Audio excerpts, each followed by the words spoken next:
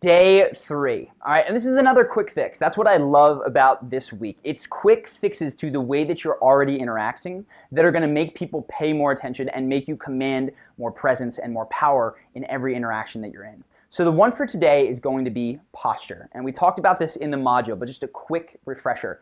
Most people have a hunch, right? If you look, like they maybe stand like this. Their head goes a little bit forward, their shoulders are pulled forward, maybe their butt sticks out like this. It can be tough to see under clothes, but the difference of that and this in terms of how you feel and how people respond to you is tremendous. So what I'd like you to do is you can set it either when you walk into a specific room or in a specific interaction, right? So pick your trigger, whatever it's going to be. If you have the same person every day, that's fine. If you know there's something special coming up today, set that trigger now, but here's what you're going to do. It's a cliche, but what people say is imagine that a string is pulling from the top of your head, like right where your cowlick might be, the very, very tippy top in the back, all the way up through your spine. So that's going to lift, raise. You're going to feel your chest pull up. You're going to feel your spine straighten. Your chin will also come up a little bit. The next thing to focus on is your shoulders. So it's not just like this with the shoulders forward.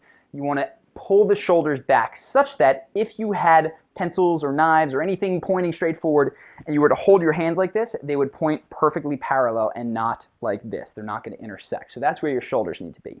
And then there's hip alignment as well, but honestly, I want you just to focus on the upper body. Hip alignment stuff is really the majority of how you're going to get that done is in the gym. It's going to be in stretching your hip flexors and in strengthening your posterior chain with squats and deadlifts done with correct form. That is a separate thing for right now, but the one that's really easy to consciously change in the moment is shoulders and standing up straight with your spine.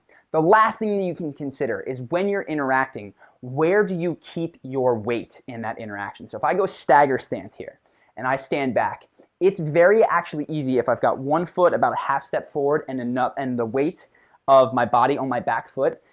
I can be a very engaging speaker without invading anybody's space.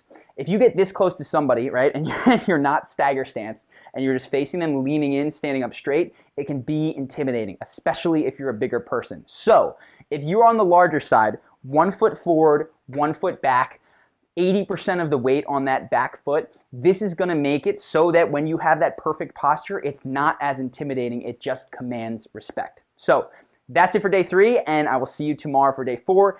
Get in there in the comments. Let me know how this one goes. These ones are really cool, everything this week, because this is the stuff that is really small but can have a tremendous shift in the responses that you get when you're interacting. Everybody's different. We all have different baselines. So for you, the posture might be automatic. The volume might not be. So what it is going to depend on the individual person.